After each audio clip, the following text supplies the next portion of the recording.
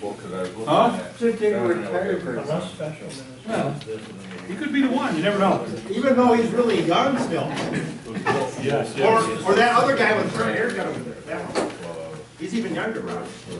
And he's retired. We only got about 5 pages to go, so, and I did 2, So the first hour. basically, We're gonna roll along.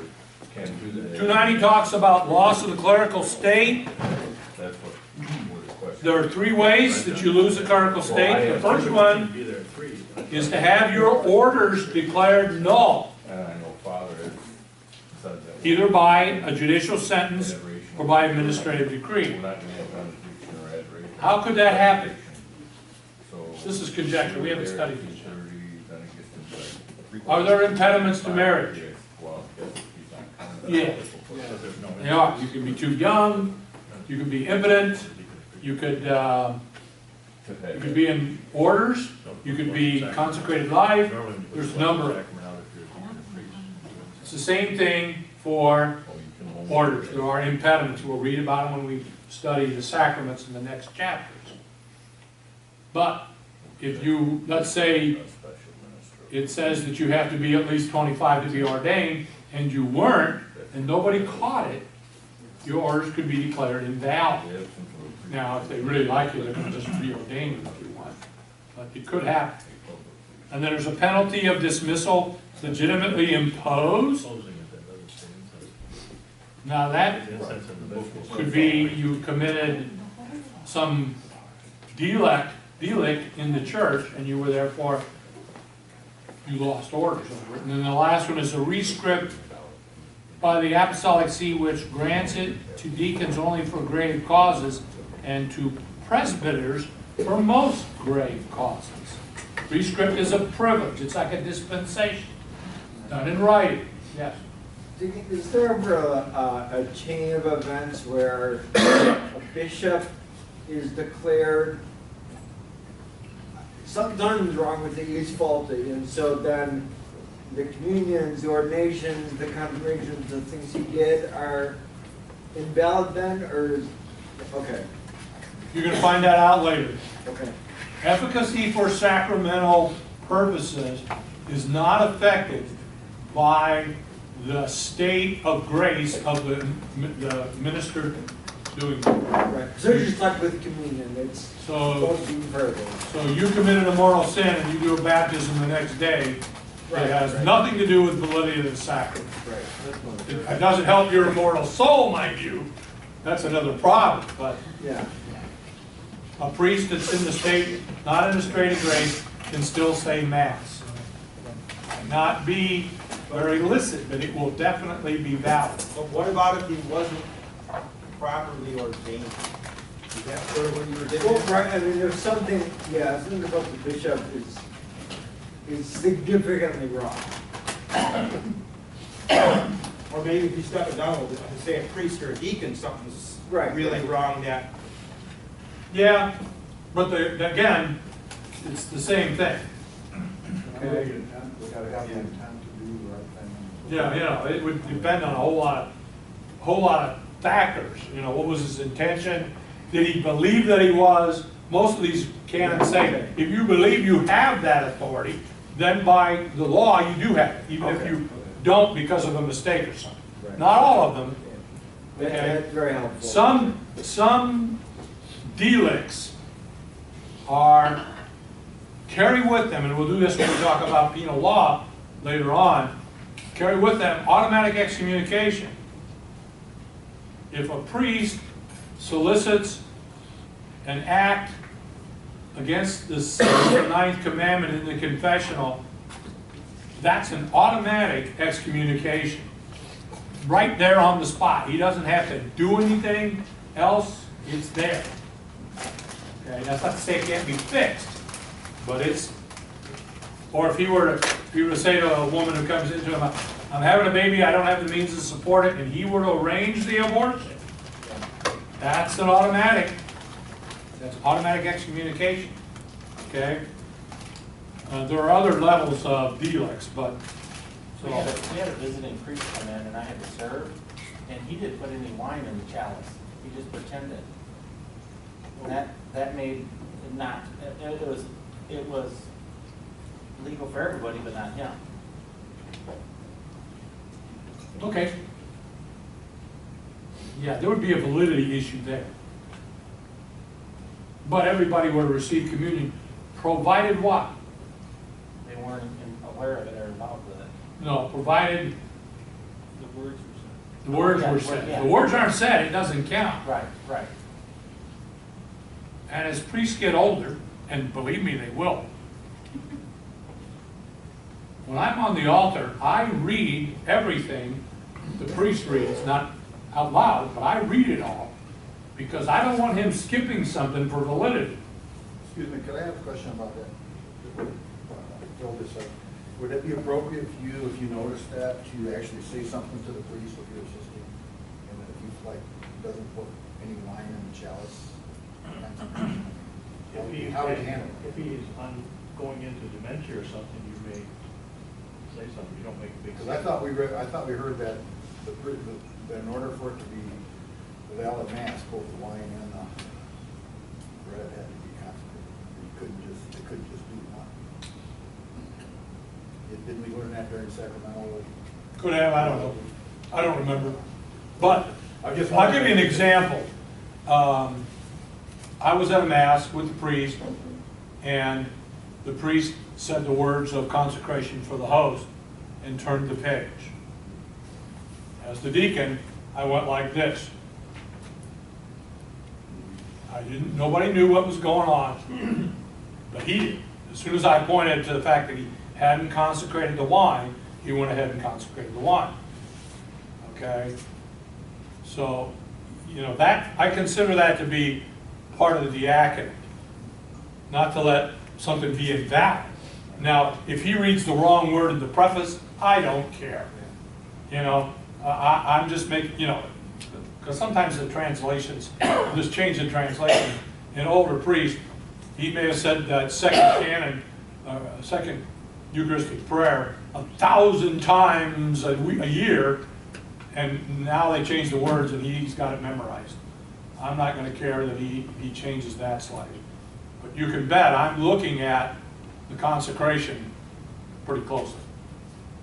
Now, could it be a valid mass? Yes. Could it also be illicit? Yes. But it's still valid. Illicit means he made a mistake, even if he does it deliberately, but it doesn't change the validity as long as the mass is valid, as long as he does what is necessary to make it a valid mass. Okay? Just for the record, that wasn't an old priest either. Doesn't always have to be. The other thing I have had happen to me, I've heard a priest consecrate with the words of the bread, the body, and use the same words for the blood. I didn't worry about that one because I knew the priest's primary language was not English. And I don't know what was going through his head when he was saying the words. You know, I just assumed that he was translating, if you want, in his head, and more than likely in Spanish, or in this case, I don't even remember what language it was, he was saying the right words. Because I wouldn't know how to help with that. You just don't, you just can't, you gotta rely on the Lord in some cases to hope things are right, okay?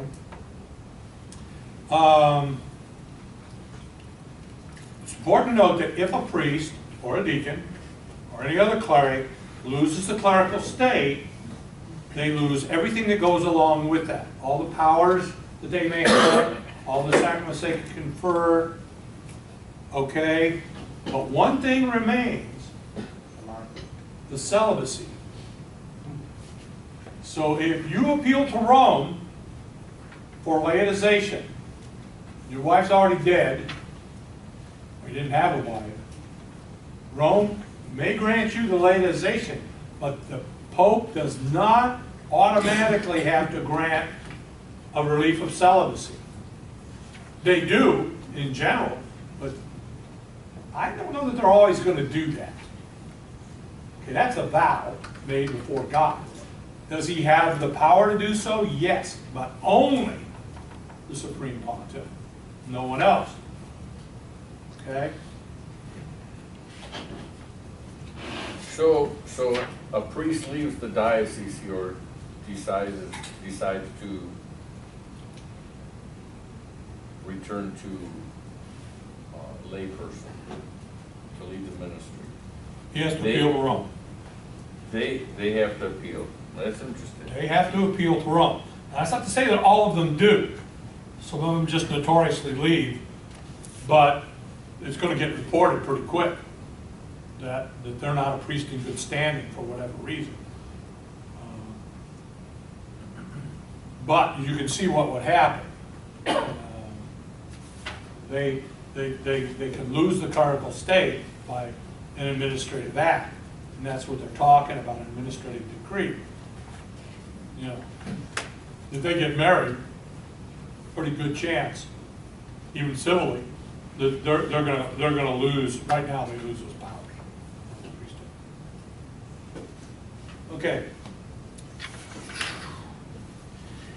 Okay. Once the loss of a cleric is prohibited, once a loss, a cleric is prohibited from exercising power of orders. Also loses office, functions, and any delegated power, except for one power. What is that one power that the priest does not lose?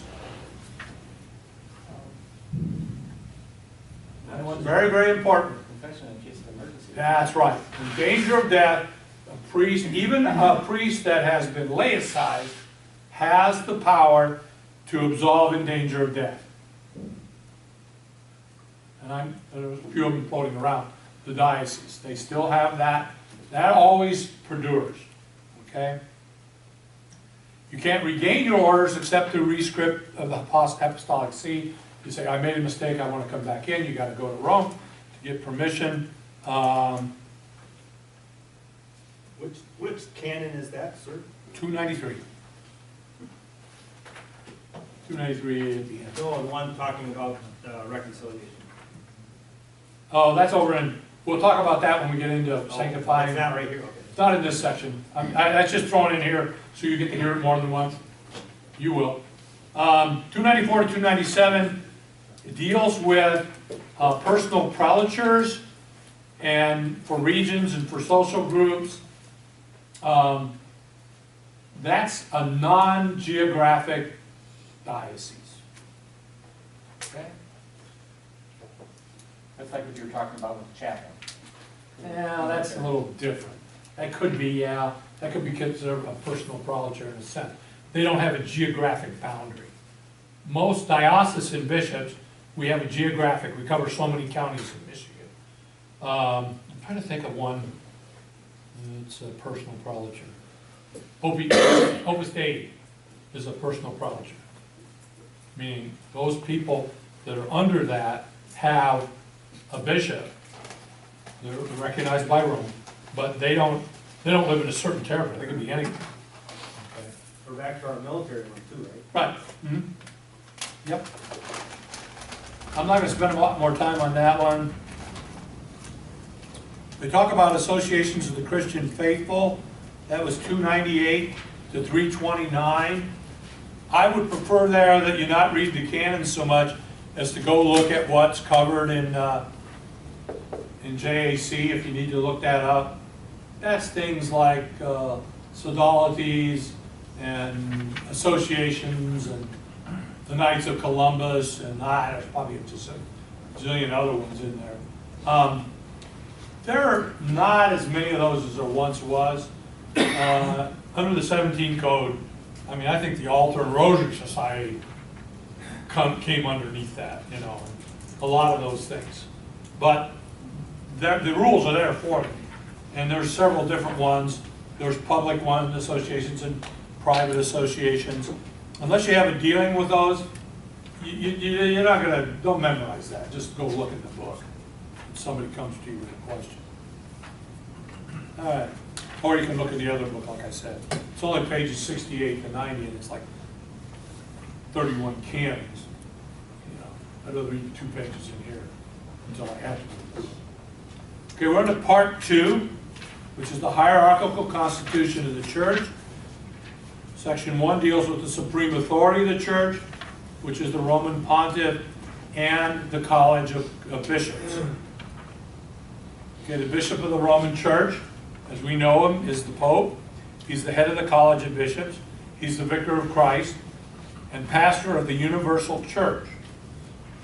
By office, he possesses supreme, full, immediate, and universal ordinary power in the church. And he is always be able to freely exercise that power.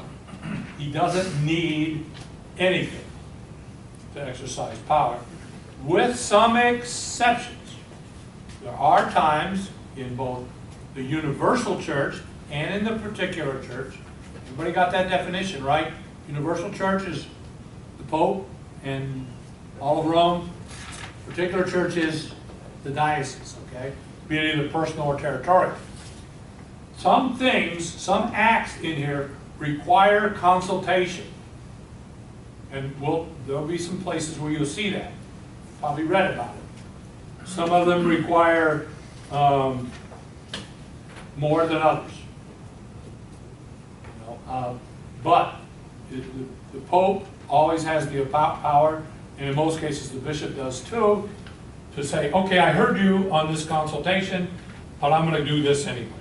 Now, he usually will give them, and most of the time they think it's somebody required, to tell them the reasons why.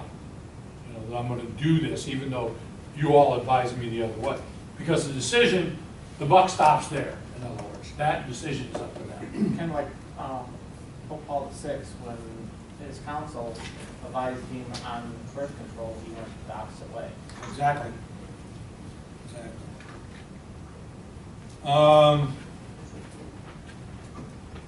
Okay, 333.2 is kind of important in the sense that there is allowed, as we know, because Benedict did this, you can resign your office as the pontiff. The Roman pontiff can resign. There is a bit of a problem, and that problem is that he can resign only if he has the ability to do so under the law. So if he falls into dementia before he resigns, all bets are off. Gotta wait till he dies. He can't. No one on earth can take his power away. The cardinals can't all get together and say the bishop's insane. The Bishop of Rome is insane. We're going to depose him. Doesn't happen. Okay. Yes. Okay, so if you have a pope in that state, if he says he wants to resign, who's going to stop him? Because he's still, even if He can't resign. he might think he resigned. He can't. Okay? That's a catch. That's the catch-22. What do we do if? What do we do if he goes psycho? Pope John Paul II is a good example. Right. Now that's one of the reasons, if you'll notice in Rome, there are large numbers of dicasteries and things like that that run the show. And they have vicarious power. Those cardinals that are head of the different dicasteries have what's called vicarious power. Power that comes from the Pope appointing them to that job, and by law they can do certain things. So things go on as normal, but you can't get rid of them. That's one of the, God can. Yes? What if an infallible statement is made? He's not.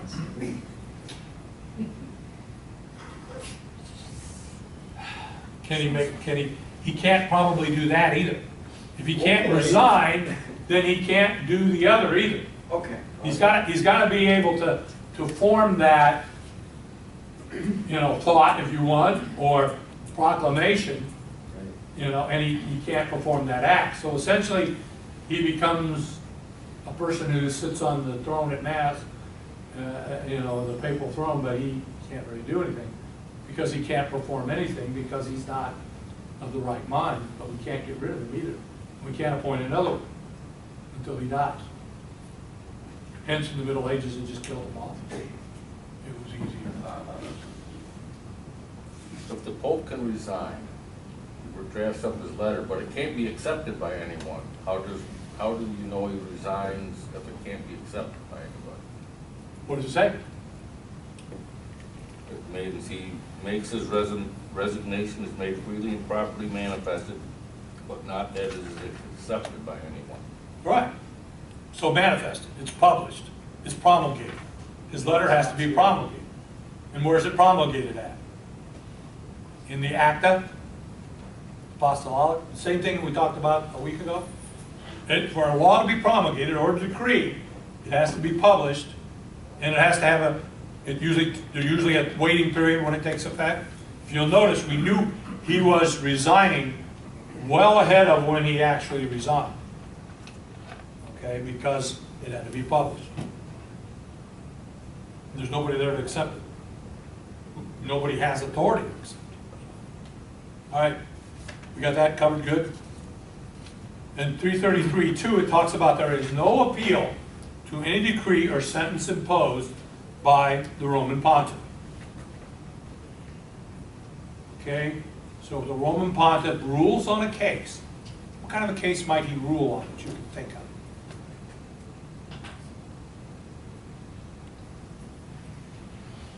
A decree of nullity of a non-consummated marriage is reserved to the Holy See, to the Roman Pontiff. So he rules and says, I know because you sent all this paperwork in that this case is a case where the marriage was not consummated.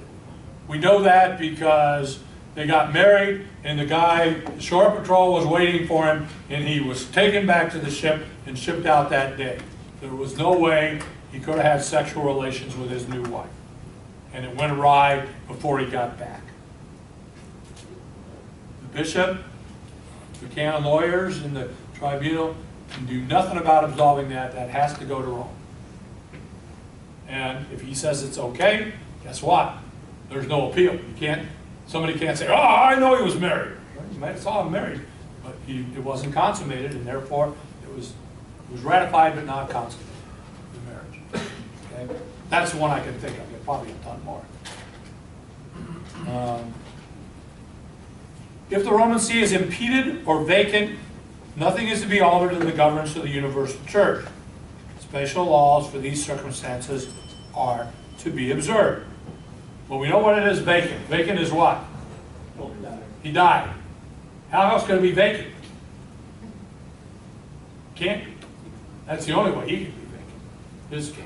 He can't get transferred like a bishop. What's impeded mean? Someone has captured him and. Yeah, exactly. That's one. There's a bunch, 3 or 4. That's the one that everybody thinks of. You know, the third world countries capture him and spirit him off away from normal communications. He's being held in Somalia somewhere. We don't know where he is. That's an impeded see. Now there are rules for that. I think Paul II took care of that, I believe. Again, he did the last update on impeded seas, if I'm not mistaken.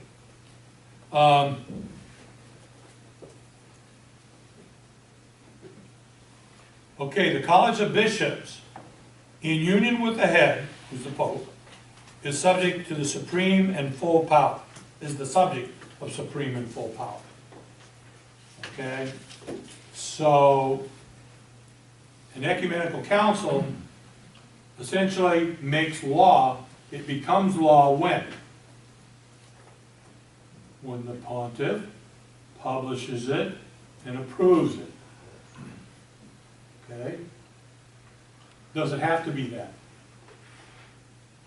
If it's commonly held by all the bishops in the world that something should be a law, again, it has to go to the Pope to be promulgated and approved, but essentially it's law at that point. Even if he didn't have any thoughts about it or anything else, as soon as he approves it, it becomes law, and when it's promulgated and all that. Okay? 337 speaks of ecumenical power and other powers, if you want to read about that. 339 through 341 deals with regulations for ecumenical councils. synods of bishops.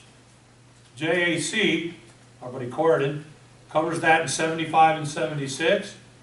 There are synods of bishops. We had one just recently, right? The synod on the family. And the extraordinary synod on the family went what? When that ship ran aground. Because the dicastery for communications didn't keep things under control. I don't know if they got fired, but they should have been. If you remember that whole thing. They released documents they shouldn't have. They weren't proclamations, they were just plots of people that were at the extraordinary. Then we had the ordinary synod, and I don't know if that's been published yet, has it? I don't think so, not yet. That means he's looking it over, the Pope. And it could be a long time. And he may never promulgate it. That's his option. They're an advisory body in that sense, or a consultative body. Chapter 3 covers the College of Cardinals. Any questions? What's their main function? Like Pope? Like the Pope, right? And the senior member of that group, the dean, what is his function? One very important function. If they elect a non-bishop to the papal position, he immediately ordains the candidate, who then accepts, and he becomes the Pope by his acceptance. Again, this stuff is all there. It's not something that you will deal with on a day-to-day basis. Chapter 4 deals with, let me get it for chapter 4. And the bishops, cardinals, and all that. Are cardinals any different than any other bishop?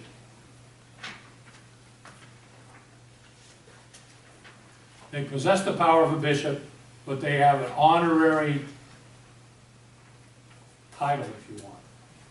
At 75, who, besides priests and deacons, send their resignation and bishop? Cardinals.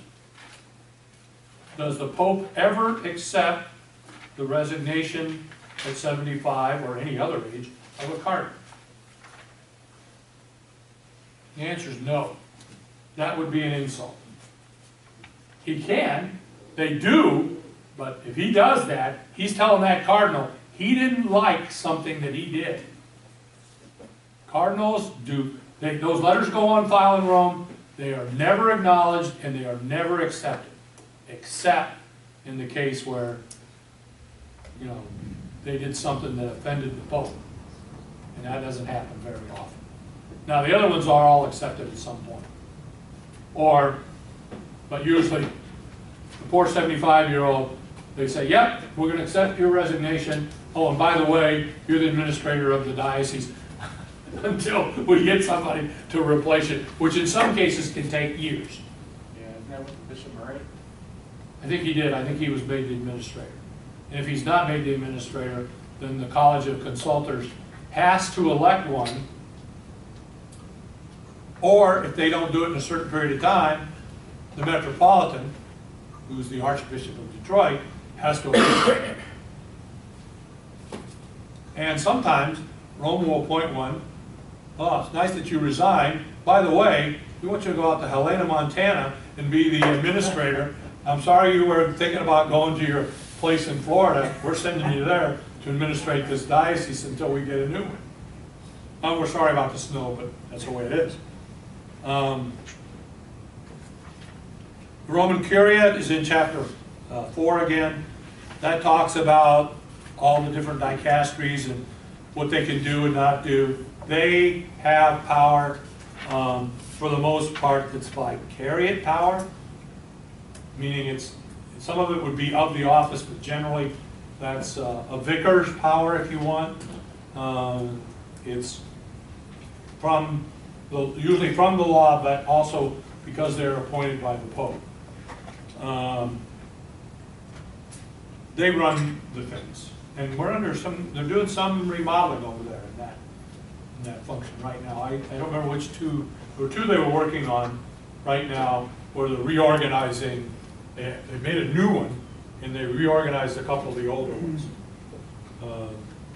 because they had gotten too archaic, and weren't functioning well. Rome's doing that. And there's a group of bishops and cardinals that are on that committee to do so, as directed by the Pope. Chapter 5 deals with legates of the Roman pontiff. And those legates are what? Ambassadors, essentially. So there's a legate in the United States. He's called the papal nuncio. Okay? You know, we don't see him out here, but he could come out here. He can go anywhere within the territory of the Conference of Bishops. But a lot of things go through them. One of the things that it goes through them is each diocese is to submit, or each province usually, the names of so many candidates for bishops. And they go through there, and then they're kept on file every 3 or 5 years, I don't remember which, that they have to renew that list. You don't think Rome just comes up with a name for a bishop. We want him to do it. Brian can do it. No, that isn't the way it works, okay? Who read the decree from the Pope at the bishop's installation mass? For Bishop Bradley? I think it was the nuncio. Was The nuncio. I think he was here for that, wasn't he? well, nobody can remember. We're all okay. Well, no, if he doesn't come, then it's usually the metropolitan reads it, Okay. or the senior bishop present, Okay. because who consecrates a bishop? Other bishops. The other bishops. So there's gonna be some there, or it ain't gonna happen. Okay? And what else has to happen? The notary, who's the chancellor, has to record it, that it was read. And what else has to happen? It has to be shown to the congregation. So they walk around with this thing. Not that you could read it from the back of the church, but it's there. Okay, because he has to have that or he can't take his office.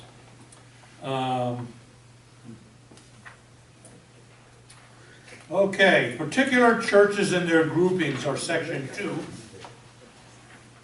And particular churches are dioceses, essentially. There are also those that are like unto dioceses, territorial prelatures, territorial abbacies, apostolic vicariates, and apostolic prefectures. I don't know if they still exist, but some of the dioceses at one time in Alaska were not dioceses. They were territorial prelatures or apostolic vicariates. They are usually places that haven't developed enough to have a regular diocese functioning. So they appoint somebody to be the territorial prelate, but they're not really dioceses. But they have, the law says we deal with them pretty much in the same way as a diocese, okay? They have to be erected in a stable manner. Okay, 369. Definition of a diocese is there. Portion of the people of God which is entrusted to the bishop for him to shepherd with the cooperation of the presbyterium, so that adhering to its pastor gathered by him in the Holy Spirit through the gospel and the Eucharist, it constitutes a particular church in which one holy Catholic and Apostolic Church of Christ is truly present and operative. That's the definition of a diocese. 375 defines what the bishop is. Oh, by the way, let me back up for just a second. The Roman pontiff has a number of titles. Some of them, and so does the bishop. So when you see in the law, bishop, or diocesan bishop especially, that means only he can do whatever that is that it says in that law. If it says the local ordinary, that could include his vicar general or others, to whom is episcopal vicars. Okay? Where would you find an episcopal vicar in the state of Michigan? Detroit? Detroit. Yes, because he has a number of auxiliaries. I don't think any of the other dioceses in Michigan have any auxiliaries. Only Detroit's the only place big enough. And Rapids is probably getting pretty close, but they don't have any currently. I don't think they have any auxiliaries up there either, do they? Well, they did, but they don't I don't think they do anymore, right? They do have emeritus, retired bishops. But an Episcopal vicar has the power of the bishop, unless it says in the canon, diocesan bishop. It says diocesan bishop, then nobody else can do that except him, whatever that is. And there's a whole bunch of stuff in there.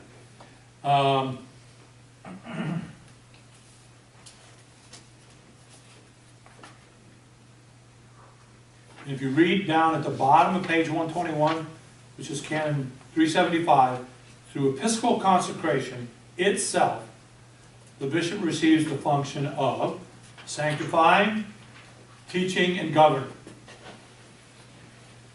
But they can only be exercised in communion with the head and members of the college. That doesn't mean the Pope steps in and rules in this diocese, but they have to be in communion. That means you can't have a rogue bishop going out and doing things that the Pope or the other college of bishops would not want him to be doing. It's kind of like a checks and balances if there is anything. There isn't that such a thing, okay? Didn't I read in there, Deacon, that the archdiocese in a region is almost like the supervisor of the other bishops? In certain functions only, okay? They really don't step in unless something is wrong or the vacancy and nobody appoints an administrator that's supposed to, those kind of things. There are rules for that in here, but you won't find the guy from Detroit coming over here and telling this bishop how to run his diocese. That is just not done. Now, if something went wrong and the bishop didn't do something to correct the situation, I don't know what it would be. Let's say there was a clergy sexual abuse scandal going on and the bishop wasn't doing what he was supposed to be doing. Rome would very often tell the Archbishop of Detroit, you get over there and take care of this and see that what's done. There are very explicit rules on that. So I don't have a whole lot of, I have some sympathy for him, but I don't have a whole lot of sympathy for the Archbishop of Minneapolis, Emeritus, who came here. Because when you read the case, what he didn't do was listen to his canon lawyer, who was the chancellor, and a female. They fired her instead of listening to what she said. Because all he really needed to do to get himself out of trouble, even though he didn't start any of that, started by his predecessor, was to report it to the CDF in Rome. That's the #1 rule. Because they'll come back and tell you what they want to do. They'll say, you investigate it, we'll investigate it, it needs to be turned over to civil authorities, we'll take action afterwards, or you will. That's where he made his big mistake. Now, he had some help. He had some poor advice is what he had. But that's my opinion. But that's one thing every canon lawyer better know, is what do you do in the event of that? At least since I was made a canon lawyer, that was one of the first things we learned. It gets reported to the CDF. CDF will then tell you to handle it administratively, handle it as a penal case, or they're going to take it under advisement and handle it. And you dang well better be calling the local sheriff or state police or whomever. That clock's wrong. I got 5 minutes. My watch is on. All right, 4 minutes. I think we're going to stop there tonight. We got more to go, but that's why I get to be the instructor, because I can decide where we stop. That's 375, correct? That's where we stopped? Roughly right around there. 375, I'm putting a line. It says start next week. Now, before I let you go, are there any questions about anything we covered tonight? One thing, Yeah? a few times you mentioned that Rome will like look into it or they investigate whatever, but like who investigates? The head of the congregation for the faith. Of the entire world, there's one little group that's gonna go. One very big group. Well, like how big are we talking? Pretty big. Hundreds of investigators? That's why they'll read a lot of the cases. You'll submit more or less an investigation is what it is, a brief. And they'll read it over and they'll say, no, this is something you can handle locally. You've done, and the bishop will put in there, I've already notified the local authorities, he's been arrested, he's been arraigned, the case hasn't come up yet. They'll come back and say, handle this administratively. Because, guess what? When we get to penal law, you're gonna find out that it's not all cut and dry as it seems. Not only does the person accusing have rights, the person accused has rights under canon law. This is not a kangaroo court where we just say, well, he's arrested, therefore he's guilty. That isn't the way it works. We had a case in the diocese, it's a priest who's now died, who was accused, who was found not, he was found not to even have been in the diocese when this alleged action took place. He was out of the country. He was acquitted. Unfortunately, the problem with that is that cloud hung over his head until he died. Now, everybody who knew him knew that it never happened, but, you know, still hanging over there. Not anymore. God knows. But it didn't happen. But that does happen, so, okay? I'm gonna give you one warning here. If I had you read it this week, it could show up on the quiz, even if I didn't talk about it. So don't be surprised if sometime next week there's a quiz. I didn't say there was gonna be a quiz next week, but there could be. Sometime it would be Tuesday. Never know. Might get emailed to all of you. That'll work too, I like that better. That won't mean it's open book though. Email us a study guide that's gonna be on this packet. Yeah, there's a study guide for it. You wanna see what it looks like? It's him. It's right here. Right here. And if that isn't good enough, we got another one right here. That's backup. I will guarantee you that when I give you this quiz, it will be on something that before that Tuesday, you would have had to at least read. And I'm very tricky because 70% of it I will have talked about. And then I'm trying to separate the B's and the A's from the C's. And that usually is those couple of questions that I only had you read and were intuitively obvious to the most casual observer, but I didn't talk about them. So if you want to get that 100%, do the reading assignment. Easy week next week, only 200 canons, only a few pages in JAC. We're past the Got hump. all the backup to do. We're past the hump here. You guys got the basics now. And I'll give you the rest of the basics next week. How good are you? There's notes?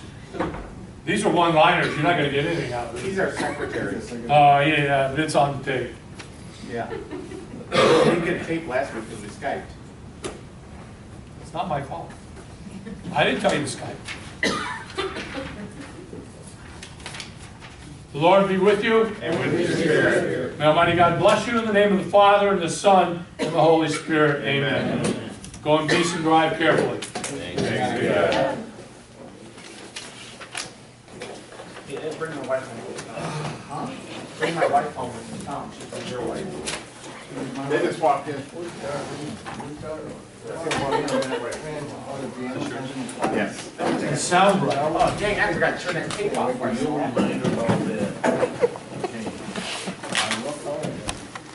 Shut the thing.